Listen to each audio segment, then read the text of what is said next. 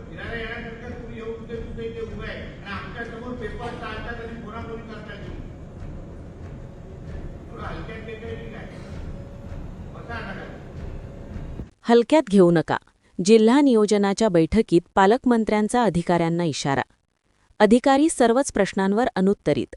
जिल्हा नियोजनच्या बैठकीत महावितरण शासकीय मेडिकल कॉलेजच्या कारभारावर पालकमंत्र्यांनी ओढले तासेरे. सिंधुदुर्ग जिल्हा नियोजन समितीची सभा आज पालकमंत्री नितेश राणे यांच्या अध्यक्षतेखाली संपन्न झाली. या बैठकीत पालकमंत्री नितेश राणे, आमदार दीपक केसरकर, आमदार निलेश राणे यांनी प्रशासकीय विभागांचा आढावा घेतला. यामध्ये महावितरण, आरोग्य सेवा, शासकीय मेडिकल कॉलेज यांच्या अनागोंदी कारभारावर पालकमंत्री नितेश राणे, आमदार निलेश राणे यांनी तासेरे ओढताना नाराजी व्यक्त केली. हलक्यात घेऊ नका, पालकमंत्र्यांचा शासकीय अधिकाऱ्यांना इशारा दिला. पीडब्ल्यूडी हेच उत्तर आम्हाला नेहमी सांगते की ही जबाबदारी हे दायित्व तुमचं आहे, तर तुम्ही ते का पूर्ण करत नाही एकदा सभागृहाला सांगा. त्यांच्या म्हणण्याप्रमाणे तुम्ही पहिल्याच दिवशी भरणं अपेक्षित आहे. पैसे नाही आहेत का तुमच्याकडे? आहेत सर. आपण काय करतो, मुंबई ऑफिसकडे पाठवतो त्यांच्याकडून ते पैसे आता तुम्हाला कळलं आम्ही पहिला एमएससीबी का घेतलं, कारण तुमचा जो काही मोगळ कारभार आहे ना एमएससीबीच्या नावाने, त्या आता आम्हाला मुख्यमंत्री साहेबांना बोलून तुमची सगळ्यांची बैठक मुंबईला कसं लावायला लागेल मंत्रालयासमोर. तर इथे खालची जे काही चाललंय ना त्याच्यामुळे लोकप्रतिनिधी म्हणून आम्हाला प्रश्न येतात. जिल्हा आमचा अंतर्गत अंधारात असतो आणि मग तुम्ही मेंटेनन्सचे आम्ही काही करत नाही. आता एवढा महत्वाचा मुद्दा आहे, त्याच्यामुळे काय होतं म्हणजे रस्ते खोदले जातात, अर्धे सगळे येणाऱ्या लोकांचे ट्रॅफिक होतात, मग त्याच्यामध्ये गाड्या पडतात, लोकांचे ऍक्सिडेंट होत, सगळं होतं. काय तुम्ही बोलताय, तो दुसरा फोन मध्ये काय चाललंय तुमचं, काय करताय तुम्ही, कोणाला फोन लावताय, काय चाललं बघा. तुम्ही हे करताय, तुम्ही कोणाला फोन लावत होता तू, हे बाबा कोणाला फोन लावत होता आणि तुमचं तुम्ही कोण पी आहेत का? हो पण काय कारभार चालू आहे, तुम्हाला डीपीडीसीची बैठक आहे आणि तुम्ही तयारीमध्ये पण आला नाहीये. तुम्ही एका सर्कल पुरते असला तरी पण तुम्हाला तुमची सर्कलची माहिती माहित नाही, तो फोनवर माहिती घेतोय, कसं चालणार आता? 1 कोटीची एका शेडचं वाटत आहे 21 आणि 52 दोन शेडमध्ये ना दोन एकाची 160 आणि एकाची 99 1 कोटीची सर याच्यामध्ये 1 कोटी आणि औषधांसाठी 1 कोटी. तर आपण पहिल्यांदा 1 कोटीच्या प्रशासकीय मान्यता दिल्या होत्या 2 कोटीच्या, परंतु एका कामामध्ये त्यांचे सांगताय जसं किलो टेंडर झालेलं आहे का 21 मध्ये याचं सामुग्री आहे का? 21 मध्ये औषध आहे. त्याचं काय स्टेटस आहे? त्याचे 60 लाख प्राप्त झाले आहेत, त्यापैकी 28 लाखाचे तुम्ही काय केलं ते सांगा साहेब. आम्ही 1 कोटीची कामा दिली, त्याच्यानंतर तुम्ही काय केलं ते सांगा. खरेदीचं टेंडर फ्लोट झालं का? हो, फ्लोट झालं. पूर्ण वर्क ऑर्डर झाली का? हो, कसं सांगा. किती वर्क ऑर्डर केली तुम्ही? सर्व 160 ची पूर्ण वर्क ऑर्डर कार्यक्रम आदेश झाला, त्याची तारीख सांगता येईल? शेवटची मॅडम आता रिसेंटली टप्प्याटप्प्याने केली आणि 12 लाखाचाच फक्त बाकी आहे प्रशासनामध्ये. तुम्ही आमच्यावर मी पुन्हा एकदा सांगते, सर्व विभाग प्रमुखांना सांगते, मी तुम्हाला एवढं व्यवस्थित तुम्हाला गाईड केलेलं आहे. त्याच्यानंतर जर तुम्ही आमच्यावरती ढकल करत असाल तर मग आम्हाला कागदावरती करा. नवीन औषध एकदम स्पष्ट सांगते साहेब, 1.5 कोटीची प्रमा दिलेली आहे. प्रमाच्या आदेशातून तुम्ही काय केलं ते सांगा. मी इथे जबाबदारीने सांगते की जिल्हा नियोजन समितीच्या प्रशासकीय मान्यता खूप वेगाने झालेल्या आहेत. माझा हा 4था जिल्हा आहे आणि इतक्या वेगात प्रशासकीय मान्यता कुठेही मी बघितलेला नाही. त्याच्यानंतर जर तुम्ही जबाबदारी उत्तर देणार नसेल तर इट्स व्हेरी अनफॉर्च्युनेट. तुम्ही मला हे सांगा की 1.5 कोटीच्या क्रमाचं तुम्ही काय केले, तुम्ही कार्यालय आदेश कितीचे दिले? 1 कोटीचा मॅडम औषधाचा. 1 कोटी औषधाचे दिले, ठीक आहे. त्याची तुम्हाला किती औषधं मिळाली, पूर्ण झाले त्याचे काम? पूर्ण झाले. मग तुम्ही 28 लाख कसं काय बोलला? नाही, 28 लाखाची बिलं प्राप्त झाली. ही प्रक्रिया झाली. तुम्हाला आम्हाला काय आउटकम महत्वाचं, तुम्हाला 1 कोटीची औषधं मिळाली हे बोललं पाहिजे. ठीक आहे, 31 पर्यंत पूर्ण होईल.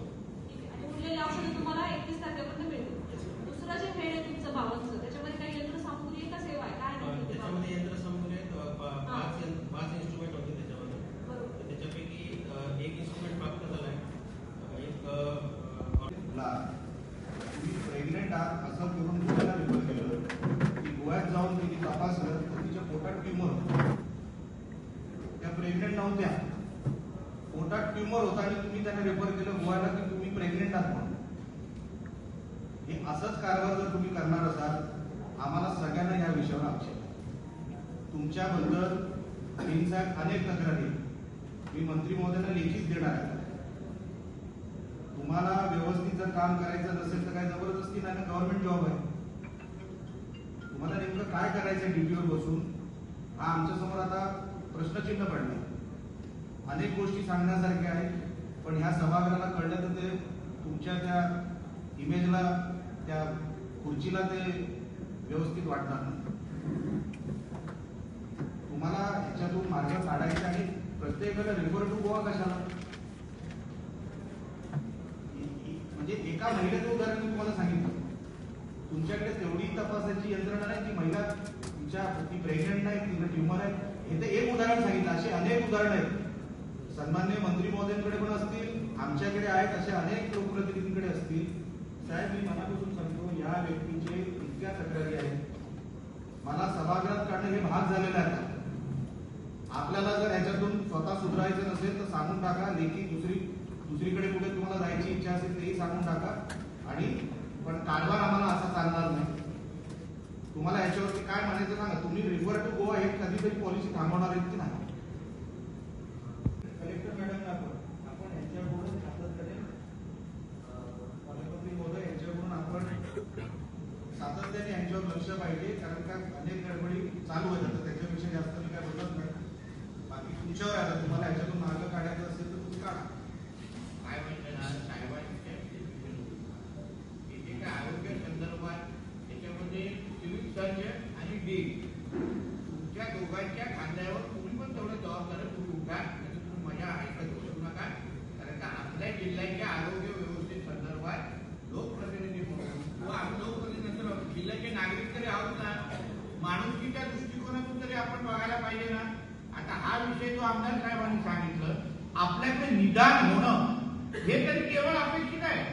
ट्रीटमेंट त्याला आपल्याकडे काही डॉक्टर कमतरता आहे, स्पेशलिस्ट नाही आहे, तो नंतरचा भाग झाला. किमान निदान योग्य पद्धतीने होणं, पाटील हे तरी आम्ही अपेक्षा नागरिक म्हणून ठेवू शकतो ना. तोडायला मिळेल तुमच्याजवळ. तुम्ही सोपं घेत असाल ना, तुम्हाला असं वाटतंय की आमच्या जिल्ह्यामध्ये तुम्ही या सगळ्या गोष्टी करणार आणि आम्ही डोळे वगैरे बघत बसणार ना, तुमच्या लोकांच्या गैरसमज आहे. दुसऱ्या जिल्ह्यामध्ये मग तुम्ही लोक कसे जाता ना, मग आम्ही लोक बघू. हे माणुसकीच्या विरोधात करणाऱ्या हे सगळ्या गोष्टी आहेत. हे सगळं म्हणजे डॉक्टर पेशा नंतर राहिला. तुम्ही माणसाला मारताय अप्रत्यक्ष पद्धतीने. गरिबीचं उत्तर तुम्हाला भेटत नाही. घरात तुमचं मेडिकल कॉलेज आणि तुमचं जे काय सिव्हिल हॉस्पिटलचं जरी काय कुठेतरी तरी परिस्थिती बघितली ना, कोणी लोक नावं ठेवताय तिकडे आम्हा लोकांना.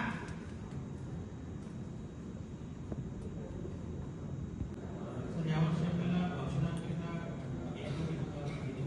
प्रशासकीय मान्यता त्याच्यामध्ये आणि 28 लाखाचे औषधे जे बिल वगैरे प्राप्त झाले ना, आपण ऑर्डर देऊ. बाकीचं हे 12 लाखाचं अजून प्रशासकीय मान्यता मागितली आहे. कारण तरी सगळ्या ठिकाणी सेंटरवर लाईटची व्यवस्था असणं फार गरजेचं आहे. तुम्ही जिल्ह्यात काय परिस्थिती आहे आजच तपासून बघा. कुठेही कोणत्याही परीक्षेला अडचण निर्माण होणार नाही याची संपूर्ण जबाबदारी आपण घ्यायला पाहिजे, म्हणून ती व्यवस्था झाली पाहिजे. पुढच्या मंगळवारी कॅबिनेट कॅबिनेटची बैठक लावतो. कुठे तयारी या, हे बरोबर नाही. हा, ते सगळे जे तुमचे जेवढे अधिकारी आहेत ना मिळून, तुम्हाला डिप्युटीची अगर सिरियसनेस कळत नसेल ना, तर पुढची कारवाई मग आम्ही करतो. म्हणजे फिरायला येण्यासारखं तुम्ही येऊन कुठे दुसरे इथे उभे आहे आणि आमच्या समोर पेपर चालतात आणि फोनाफोनी करताय तुम्ही. थोडं हलक्यात देखायची काय बसा आता आम्ही करणार आणि या सगळ्या गोष्टीला बंद करायला लागतील. तर हे बरोबर नाही तुम्ही हे करता येते. डिप्युटीची सारखी महत्वाची बैठक एवढ्या महिन्यानंतर आपण घेतोय निवडणुकीनंतर, तुमची साधी तयारी नाही तुमच्या डिपार्टमेंट बद्दल.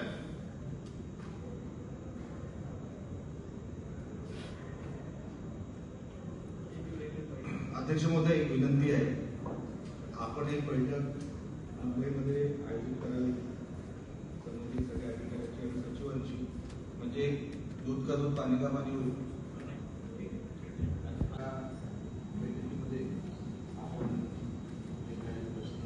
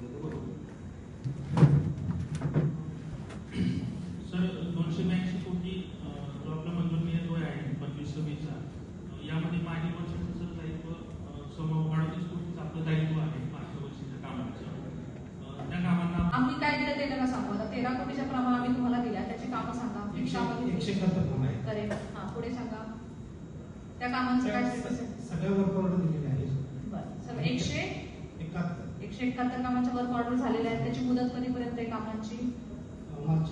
मार्च पर्यंत ही कामं पूर्ण होतील. आता त्याच्यामध्ये कामांचं स्वरूप सांगा साहेबांना, काय काय कामं आहेत त्याच्यामध्ये? त्याच्यामध्ये ऍडिशनल ट्रान्सफॉर्मर आहे. किती ट्रान्सफॉर्मर घेतले टोटल तुम्ही एकूण 161 मध्ये, आणि कोणकोणत्या तालुक्यांना किती ट्रान्सफॉर्मर दिले हे पण सांगा.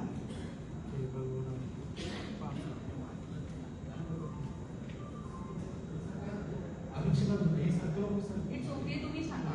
साहेब तुमची जबाबदारी घ्या, सांगा.